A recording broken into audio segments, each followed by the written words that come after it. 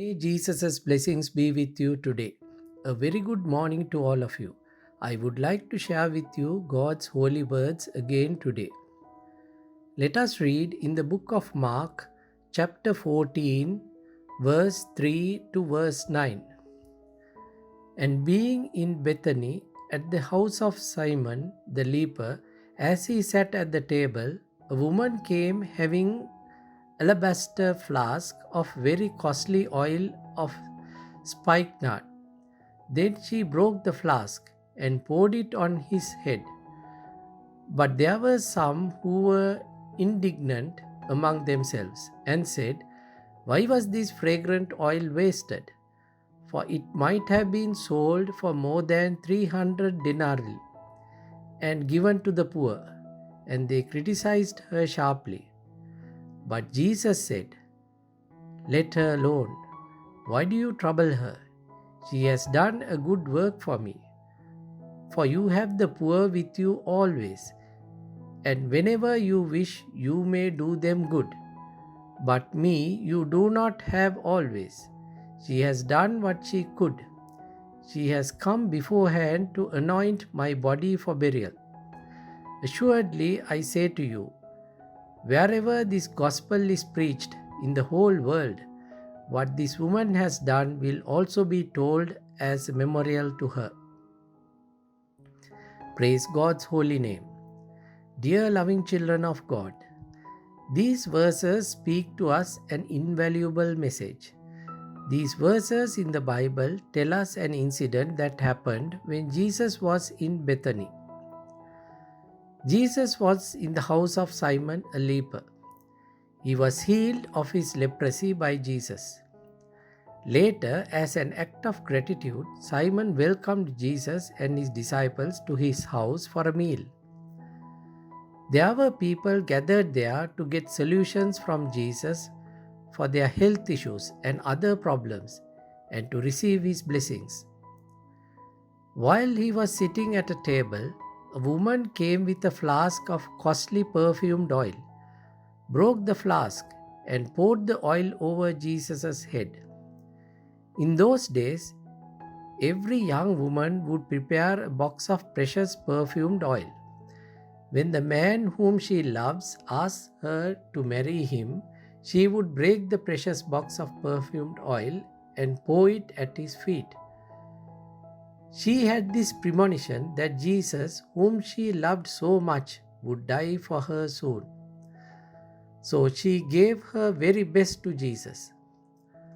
All of us go to the church, but our levels of spiritual maturity are different. By developing good character and values within ourselves, we get closer to the Lord. Although Simon was cured of leprosy in the presence of others, they did not have much faith or belief in the Lord. This woman who poured oil over Jesus' head had a close connection with the Lord. This close connection with the Lord can come in several ways. Some may have it from birth. Some develop it over time when they are close interaction with the church. Some people get it when they get water baptism as an act of faith and obedience to the commands of Jesus. It is a symbol of a new life as a Christian. When we make a public confession of our faith in Jesus and our commitment to Him, repent our sins, and live a godly life, our Lord will take charge of our lives. Then we will grow spiritually. We will receive God's wisdom. God will tell us what our future holds for us. God will indicate to us where we went wrong and what needs to be done to get back to the right path. Although Simon was cured of his leprosy, he did not have this wisdom. We may receive blessings and grace from God, but that does not mean we grow spiritually at the same time. Our spiritual growth comes by listening to God's holy words, sharing our possessions with others, and living a godly life. This woman we are speaking about was able to let go of her possessions. The most precious possession she had was the perfumed oil. She gave it to Jesus by pouring the entire contents of the bottle on Jesus' head. When we share our possessions with others, God will in turn help us. He will look after us and bless us. When she poured perfumed oil over Jesus' head, not only Jesus, but even the area around was filled with fragrance. It was an extravagant display of devotion to Jesus. It was simply her love for Jesus, for everything he had done for us and for who he is in all his wonder and majesty. It was the impulse that came from her heart. She did not weigh pros and cons. She saw only Jesus, and the rest of the world was forgotten. But the people around criticized her sharply. They said it was a waste of precious oil. It could have been sold and the proceeds could have been given to the poor. Sometimes people come up with such responses when they see others doing righteous acts. But they themselves do not think of doing righteous actions.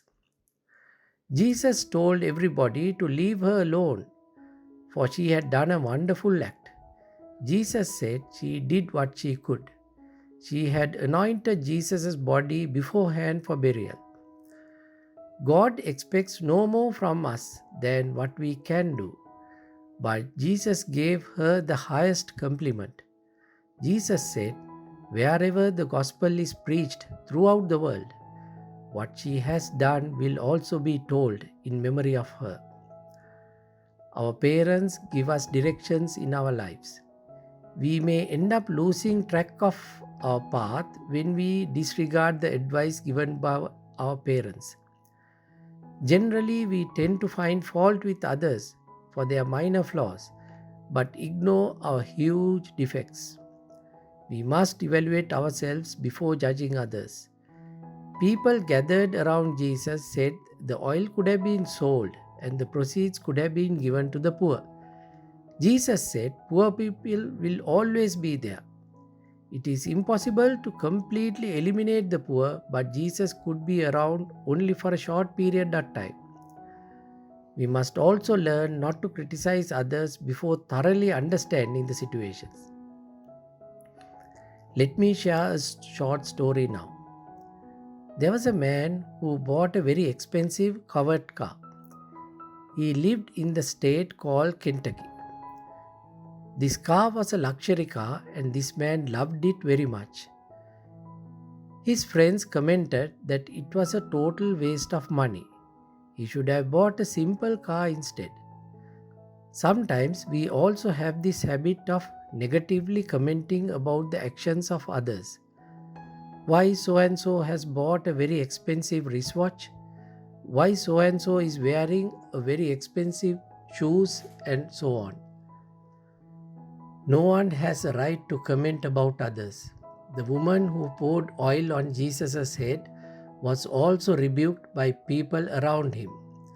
Later, there was a negative comment on the Facebook page about this expensive car this man had bought. I'm sure you have come across people trying to sell things like camphor balls when we stop at traffic lights. Personally, I don't like it because it can be a disturbance when your focus should be 100% on driving. By buying camphor balls, we indirectly encourage them to distract us. People begging on the streets do not care about themselves being seen or noticed. But there are others who maintain a certain social status who are unable to go out and ask for things openly. So this man who saw this negative remark on the Facebook page commented. He said, there were so many people involved in the process of building this car. None of them were very rich. But buying this car indirectly, he had helped each one of the workers involved in manufacturing this car. For example, when we buy a shirt, how many people were involved in the process?